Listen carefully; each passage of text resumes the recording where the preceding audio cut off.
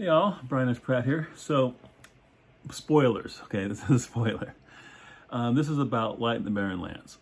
Now, I do what I call plot seeds. I don't know if anyone else calls them that, but I call them plot seeds. I put little things in that I can draw on later.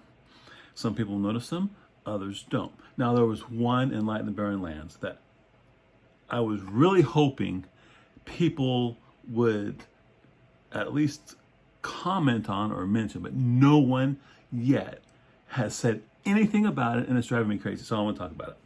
Well, a little bit. Okay, a little bit. It's in the very last chapter of Light in the Barren Lands. A few paragraphs above the epilogue. Okay, so let me read some of this to you. If you haven't read Light in the Barren Lands, stop the video. Because this is going to give you the ending of the book. Okay, so if you've read Light in the Barren Lands, which is the first book of Travail the Dark Mage, you're okay. But if you have not read the Morsai Saga, if you have not read Light in the Barren Lands and finished it, we're talking in the book, turn away. Okay, so now I'm gonna proceed. So you've been warned. Now, at the end of the book, they're in Disneyland, right? And he's trying to get back to the other world that's his home, where his wife and kid are, Meliana and Kenny, right? Now, but he needs mass power to do it. He's in Disneyland. There's I've said in here how people direct good thoughts to Disneyland, and there's a power, and that creates a power at Disneyland. Kind of like when people pray to gods, they send good things, then the god's focal point becomes empowered. Disneyland, so many people worldwide think good things about Disneyland. They direct good energy to Disneyland. So there's a focal point at Disneyland, right? Because that's the heart of of the entire Disney world.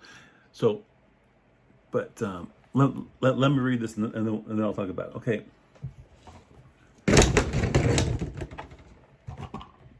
My drill fell. Okay. So James, Jerome, and Jera are sitting in Disneyland, and he's working on trying to get the power to transfer them back home. Okay. So let's see. It says okay,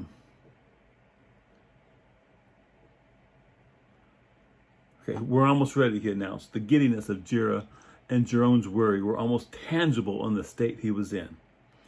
Are you ready? He sent to the creature before him. Waiting, yes, ready. Now? Almost. Need more magic. More, yes, much more. He opened his eyes and glanced across to where Jerome sat. Jerome, Jera, all is in readiness. I am about to tap Disneyland's magical focal point. After I do, I will activate the spells. And we'll be home? Asked Jera.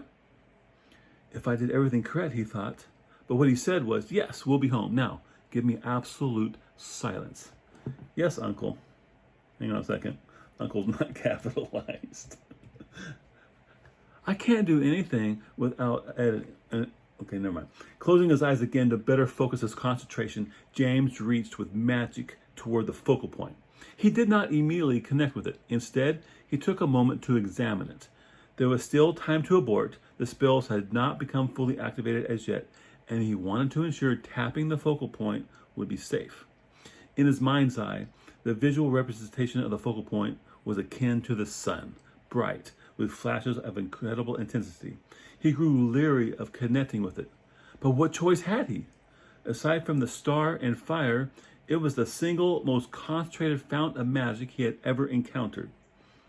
Taking a few more minutes to grow familiar with it, he came to realize that there was indeed an outflow of the magic. A single, intensely concentrated stream drew magic from the focal point and sent it off to the southeast.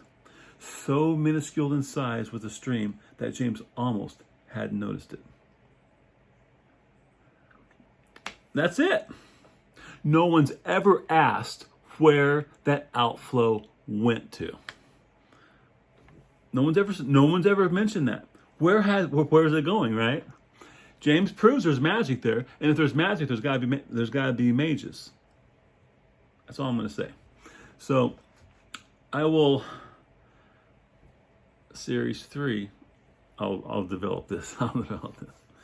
Yeah, James is going back to Earth in series 3. He's going to figure out how to do it by the end of this.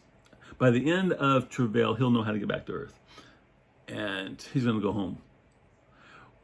Partly because his grandfather is still alive. His grandmother passed away, but I left that kind of open, and I'm thinking about having some resolution with that. But yeah, no one's ever asked where that magic outflow was going to, or who created it, right? Anyway, I'll just leave that. I'll just leave that there. But no one's ever mentioned that. I don't know if you guys have caught that and not mentioned it to me, but yeah. So spoilers.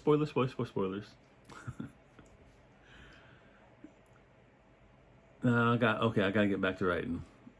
I gotta finish this book by Relic. I gotta finish the next book. Then I can work on this. I'll start working out the groundwork of this while I complete Tomb of the Necromancers, which is the 3rd Adventurers Guild book. And then I haven't got a title yet for the 2nd Scar and Potbelly book. But that one is going to show you how they met. How they got their names, and how they got to the pits. It's what this book is going to. It's what that book is going to do. And I got to finish this all before I die.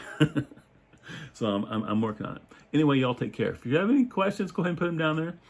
I probably won't answer anything if it's about this, but anything else, yeah, sure, go ahead. Y'all take care.